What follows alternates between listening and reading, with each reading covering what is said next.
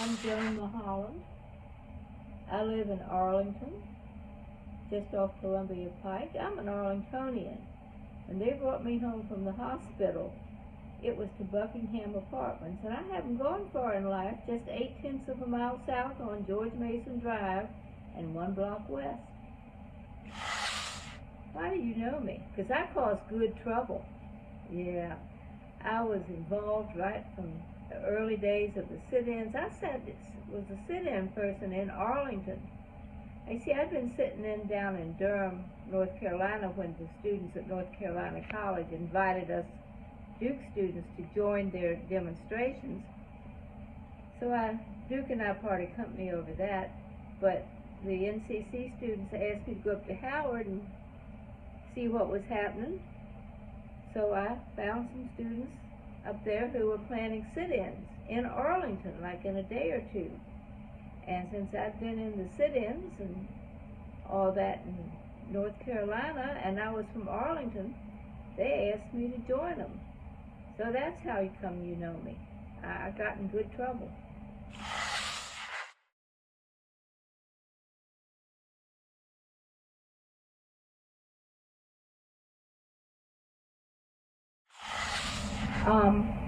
Segregation was the state law, and Arlington followed it. It was a very transient area also, at least amongst the white folks. I don't know about the colored folks. Colored was the polite term back then. Black would get you in a fight. So what made you want to be a part of the civil rights movement? Well, I'd gone to Sunday school in Arlington, Presbyterian churches, and we had to memorize these Bible verses in Sunday school about how to live, love thy neighbor as thyself, and do unto others as you would have them do unto you. And I could see by the time I was 10 that we weren't living, practicing what we preached. And I thought we should do what we said we believed in. And I didn't care about them Yankees up north. I was interested in the South being the best it could be. So how did your parents feel about you joining the protesters, especially during the lunch counter sit-ins on the highway? Well, now, Mama, she was, completely against the whole thing. She was from the rural South, deep South, where the law, the church, and society all taught complete segregation. And so this went against everything she had grown up believing, and it was embarrassing. How could she tell the family and her friends that her daughter was a jailbird? Now, Daddy, he had a different take on things, so he and Mama had always agreed to disagree on this. Daddy was afraid his little girl was going to get hurt in these demonstrations, but he'd grown up in this little small country town in southwest Iowa where the town doctor had a good friend from his college days in Iowa. And this friend would show up with pockets full of peanuts and just throw them out in the grass for a scavenger hunt. Now, I reckon you know who that friend was, George Washington Carver. And so the man became a hero to every kid in this all-white town. And if you grow up with a black man as your hero, you aren't prejudiced. You want them good peanuts. But being white and privileged, I could sit at the lunch counter and hold a seat for the black person going to sit next to me. I could get food and pass it over to my buddies when they sat down. I could be a lookout for trouble if it was coming, and tip people off that, hey, there's a crowd coming. I could do things as a white person that a black person couldn't have done. I could put my white privilege to good use and get in some good trouble, as my buddy John Lewis would put it. Now, if you look at some of the protests, you see that the protesters were integrated. There were whites and blacks protesting. Do you think that helped? You think that it would have been successful if it were all black or all white protesters? Well, all white wouldn't have done a lick of good. All black, I think, would have worked in time, but I think the fact that we were showing integration at work helped. And I think sometimes if people came in that might not have been thought well of just black protesters, when they saw white people there, it made them think more. Thinking it can get you in good trouble. And one more question.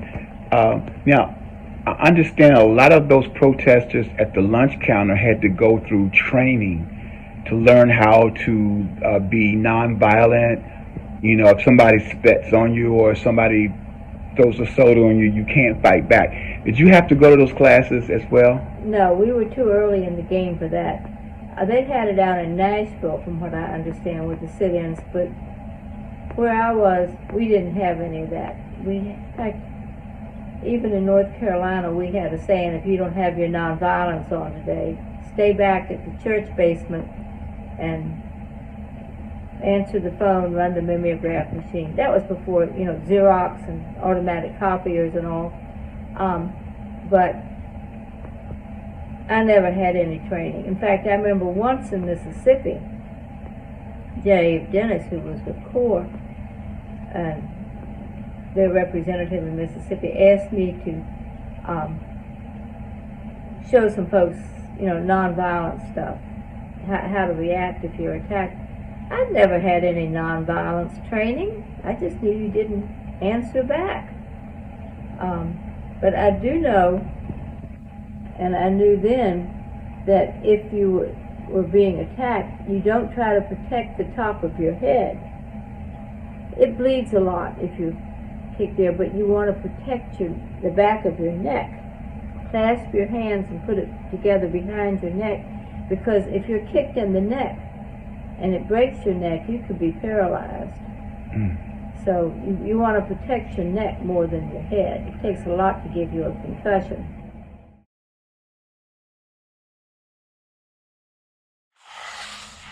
Well, I think it works because you're not lowering yourself to the opposition standard. You aren't meeting wrong with wrong. You're turning the other cheek. And shoot, if it was enough to get for Gandhi to use it and get India, what is now Pakistan and Sri Lanka, out from under the British Empire, it had a good chance of working at the lunch counters too.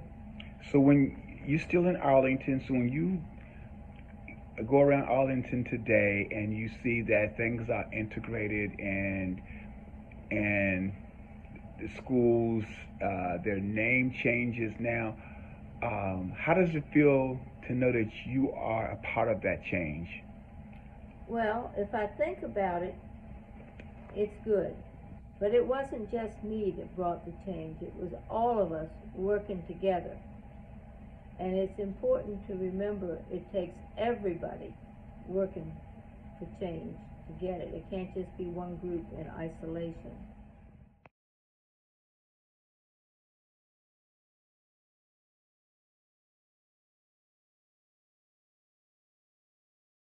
Yourself.